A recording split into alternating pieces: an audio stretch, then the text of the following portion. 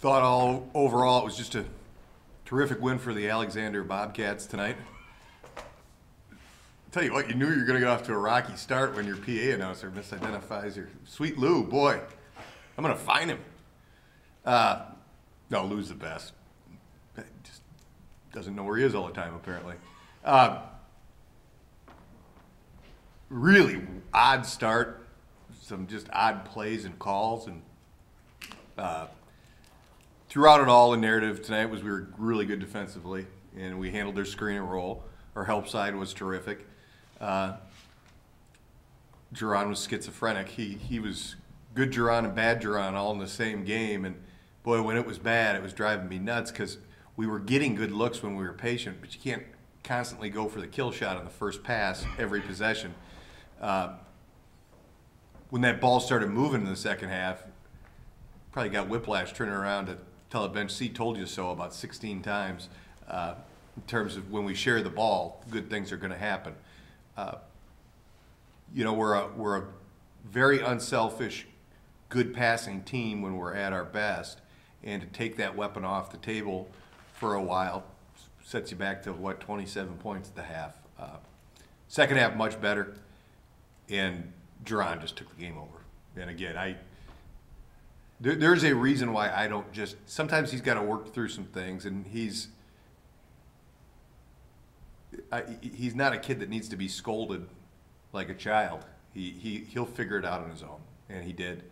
Let a few things come to him, and then before you know it, he was just getting downhill on everybody. But a lot of balance, a lot of positives. Again, with the amount of turnovers we had, which were top 50 in the nation in turnover rate, that just went considerably down tonight. What do you attribute the turnovers to? Impatience, trying to make the perfect pass. Make 3 good passes instead of 1 great one, and you're going to get a better shot. It's not in Duran's nature to be passive, and I don't want him to be passive. And it's not just him. Shoot, Rodney had 5 turnovers too. I mean, that's right there. That's almost our team average right there with 2 guys.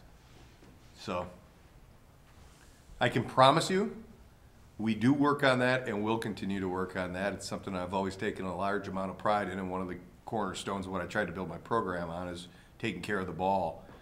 And at the half, they had 21 points. 6 of them were in transition off turnovers, and 4 of them were on offensive rebounds. So that's pretty solid half-court D overall. How would you describe Tony Campbell's first half?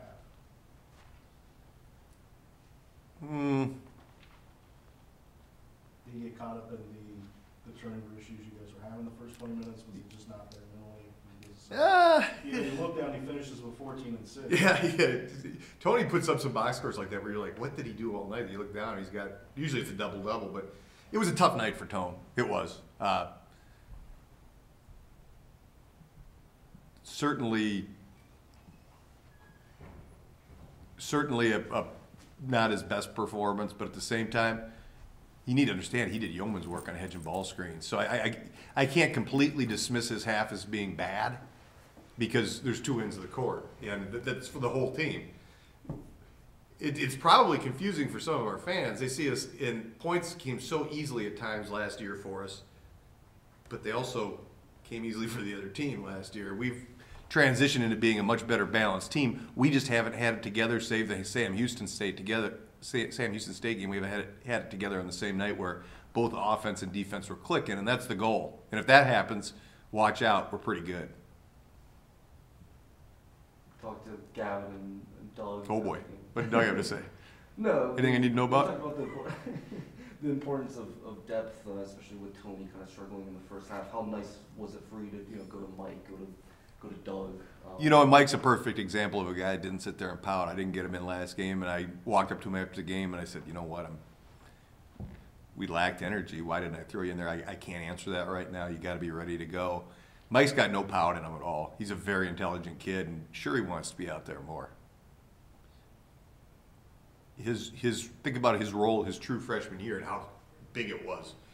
And it's kind of, as more people have come in, his role is diminished a little bit, but it doesn't make it not important. And I'm here to tell you, at some point this year, we're gonna need production out of each and every one of those guys. I said after the last game, I don't know if it was to you guys or to the radio, that I feel better about our depth than I'm showing. And I get real sticky with Jordy and Duran because I think they're the best backcourt in mid-major basketball. So, better than a lot of high major. But, again, player development is part of this, and being a well-balanced team and being harder to prepare for. If we can get things out of some of those other guys, it's going to open things up for other people. 14% shooting from Cleveland State from beyond the arc. Was that something you guys harped on? Yeah, last year we went into the game, we went under everything, we just packed it in, but they brought in a couple shooters, and Edwards has really been feeling it. You wouldn't have known it tonight, but we've had more than a few games now where we've gone into a game where we've been concerned about a guard or two guards and made them disappear. It's a testament. The work that Dardis does, Gavin's gotten better defensively, and Duran reminded me that he's getting his hands on a lot of rebounds tonight, like keeping them alive, doing all that stuff. Duran, I see it. He wanted to make sure that I saw it. But 1 through 5 were so much more engaged defensively, and there weren't a whole lot of open looks early. They sprung open once in a while, but if it's just once in a while where they're getting open, once a few miss, it gets harder and harder. An open look might not feel so open if you had a guy draped all over you all night. So Maybe you disagree. Did this feel like an ugly win? gosh, no, I thought it was beautiful. The turnovers were hideous, but other than that, honestly, take away the one issue we had all night was turnovers. Other than that, we shot it pretty well. The defensive end, I loved it. Absolutely loved it. But I mean, again, you go back, finishing continues to be an issue for us. We got Tone with the dunk. We got Jason Carter coming off a back screen where literally all he has to do is look into his hands and he's got two.